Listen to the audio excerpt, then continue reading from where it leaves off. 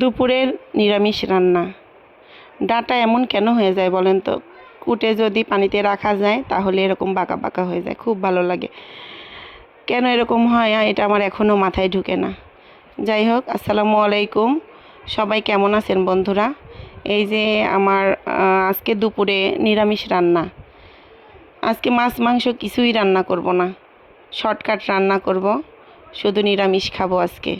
ডাঁটা ভাজি করতেছি। ডাঁটা ভাজি আমার অনেক পছন্দের, কেউ অতটা পছন্দ করে না, কিন্তু আমি পছন্দ করি। আমি জানি না আর কে কে ডাঁটা ভাজি খান। যদি না খেয়ে থাকেন তবে এভাবে কুচি কুচি করে কেটে ভেজে খেয়ে দেখবেন, অনেক মজা লাগে। মেয়ে মানুষের অদ্ভুত জীবন। সকালে ঘুম থেকে উঠেও রান্নার চিন্তা, রাতেও রান্নার চিন্তা, সারাদিন শুধু মাথাতে ঘোরে কি রান্না করব। এটা একটা কি যে প্যারা রে ভাই। এটা যারা রান্না করে মহিলা মানুষ তারাই জানে যে কি দিয়ে কি রান্না করব, এটাও একটা টেনশানের বিষয়। আর আমাদের তো আরও বেশি টেনশান, কারণ রাতেই চিন্তা করে রাখতে হয় যে সকালে কি রান্না করব, এবং কাটাকুটি করে রাখতে হয়। তাছাড়া সকালে স্কুলে দেরি হয়ে যায়, এর জন্য রাতেই সব কিছু কেটে ধুয়ে রেখে দিই, সকালে শুধু তাড়াহুড়া করে রান্না করে নিই। তো এই যে আমার ডাঁটা ভাজির ফাইনাল লুক। এবার আমি ডালের বড়া বানাবো। ডালের বড়া অনেক পছন্দের, আমার মেয়ে খুব পছন্দ করে। মুসুরির ডালের বড়া বানাচ্ছি।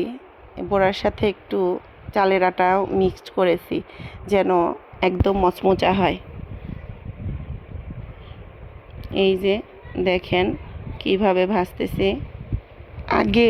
বিয়ের আগে মাকে অনেক জ্বালিয়েছি, বলতাম এটা খাবো না সেটা খাবো না, এটার সাথে এটা দিয়েছেন কেন, এটার সাথে কোনো দিন মাছ ভালো লাগে, সবজি দিয়ে মাছ ভালো লাগছে না, এটার সাথে ওটা ভালো লাগছে না।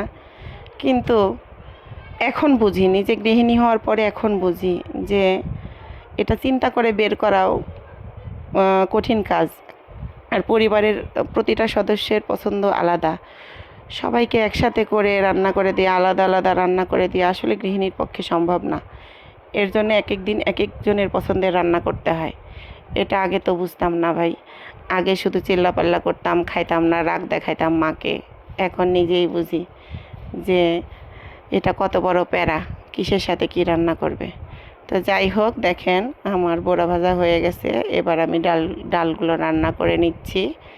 ডাল, বড়া আর ডাঁটা ভাজি, তার সাথে একটু কলিজার তরকারি ছিল, ওইটা হচ্ছে জামাইয়ের জন্য।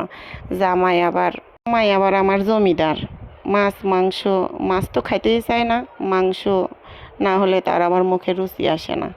যাই হোক, সবাই ভালো থাকবেন, আল্লাহ হাফেজ।